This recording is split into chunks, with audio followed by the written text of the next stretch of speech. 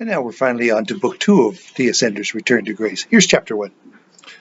Mike pondered the biggest question he had needed to answer in recent memory as he sat on the seat of his vintage Harley-Davidson motorcycle. It brought back so many memories to just sit there, recalling all the cold cases he had solved back so many years ago, hoping for some inspiration. Today was a different world, though, as he sat in front of the abandoned bar where he and Thomas had ousted a motorcycle gang that had taken the bar hostage as their clubhouse.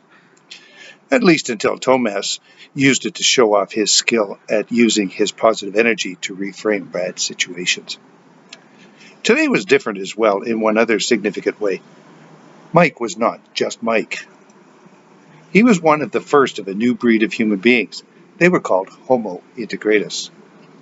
He was sitting in front of his abandoned bar because Merle suggested it. Who is Merle? She is his fully integrated female half. He and Merle shared the same body, sort of. Sometimes Mike looked like Mike as a guy, and sometimes he found himself reinvented into a female, including her body, named Merle. They had learned to get along with each other. It took a while, but since they kind of had to travel everywhere together, they had little choice.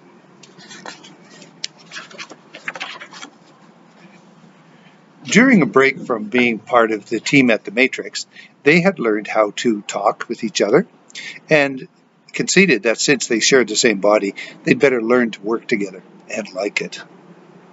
Now, sitting on his motorcycle, Mike pondered. Merle pondered. She thought it would be helpful if they rode over to this old bar to reconnect with the energy to figure out where the leader of the gang had disappeared to. Why, might you ask? Merle thought they might get some ideas from this man about how to create a cover. The bad man from whom they had rescued not one, not two, but 3 large groups of children that he had captured and intended to sell off into slavery was preparing to capture a 4th set. This time, he was going to do the job himself, since everyone seemed to be so incapable of pulling off the jobs the way he wanted. 3 times they had relieved him of his property. All 3 times his people had disappeared, never to be found again.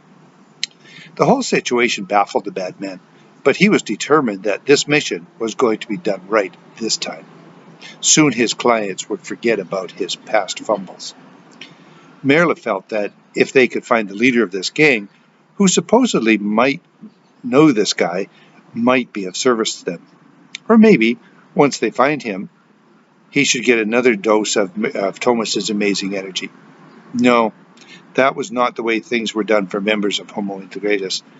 Everything they took on, they completed with the highest intentions, so they just needed to ensure he will cooperate on his own.